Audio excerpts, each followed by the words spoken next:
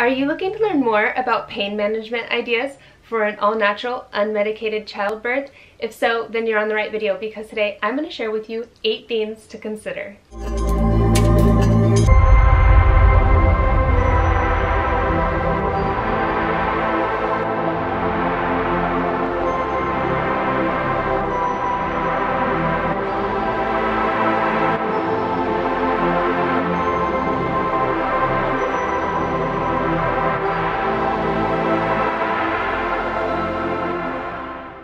Aloha everyone and welcome to today's video, Unmedicated Natural Childbirth, 8 Pain Management Ideas. My name is Icelyn and on this channel, Boylan's Happily Ever After, we share family videos, mommy videos, and have product reviews. So if you're new and this interests you, please consider subscribing. And if you want to know more about anything you see here on this channel, be sure and check the links down in the description below this video or leave a comment. I'd love to connect with you there. And as always, if you think these videos may help someone, please share them where you can. And I also want to give a huge thank you to those of you who have subscribed since our last video. Your support means so much to us here.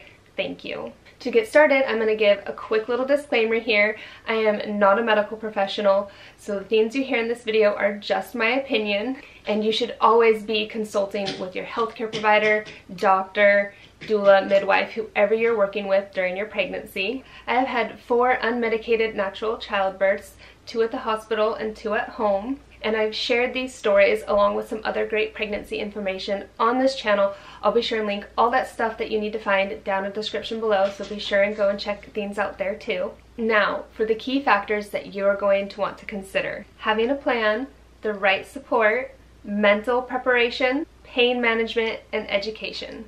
For your plan, do your research. And if you're here watching this video, you're already in a great place to get started. Props to you. And then next, very importantly, share this plan with whoever is going to be a part of your labor and delivery, from the doctors to the nurses to your spouse, your partner, whoever else might be in the room. Make sure they are clear on your choices and the things you may or may not want, and as well as that they're in support of them too. Having support can be very important. You're going to want someone that's great, and you're going to want to mentally prepare, be thinking about it, have your goals in mind and the ways you're going to reach those goals, but also be flexible with them and never feel ashamed if you don't achieve them.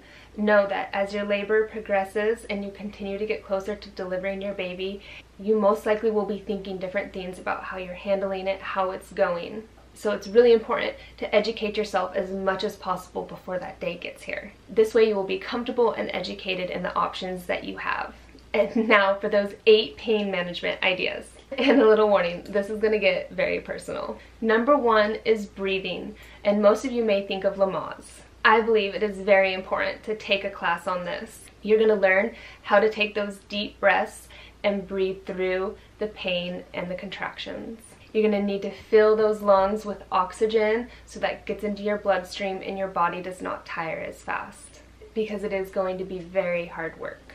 Number 2, maybe there is some music you would like to have while you're in labor, especially meditative type music. My husband is a DJ, and so he is great at setting the mood or knowing what type of music is appropriate for a situation. With my first 2 in the hospital, I did not have music playing. With my 3rd and at home, he had some very special CDs, ones that his mother used to play from his childhood that he put on when I was in labor, and it was incredible. I was so glad that that was there in the background, a little bit to distract me, but also a little bit to soothe me.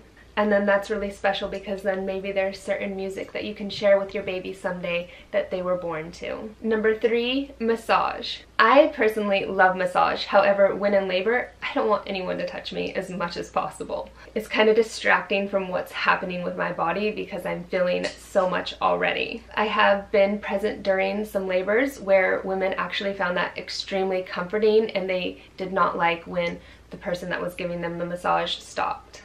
Number 4, essential oils, a diffuser in the room, or them may be rubbed directly onto your body somewhere. Typically lavender or chamomile, those are extremely soothing. I love essential oils. I've been into aromatherapy ever since I had my massage license, and they play a huge role in my life and my well-being. If you want to know anything more about them, be sure and drop a comment below. I'm happy to help you. Most likely though, you're already using them. And if you're not, maybe give it a try. You might find it something you really enjoy too. Another one that's great is peppermint. If you're really hot, it can be cooling, it can help with nausea. Just make sure if that's going on your body, it's being used with a carrier oil, or if you're consuming it, you know, in some tea, that's a great thing to do as well too. Or even just in warm water. And rose is a wonderful one for anxiety. Number 5, taking a bath or a shower. I absolutely love the idea of a water birth. However, personally, once my labor started going, taking a shower or a bath was probably the last thing I wanted to do. I have heard incredible things about water births, so if that's something you're interested in, definitely look into it. Sometimes I still wish that I had done that, but every time I've gotten into labor and I'm going, I'm kind of thinking, yeah, I'd probably just want to get out of there. I just want to get in the fetal position, get it over with, pace, not really hold still, because sitting still made the pain for me feel more intense. Which brings me to number 6, walk around. This can be really awesome in the early stages, especially when you're helping to get the labor going. However, when you're having contractions, walking can be very difficult to do. Definitely something that if you're not in that super intense contraction stage, walk around. Number 7, a labor ball. I honestly thought I would use one during labor, however, I didn't. I did use one prior to going into labor. I sat on it almost every evening while I watched a show or had a snack. This helps open up your hips and get movement going and widen things and prepare you for having your baby.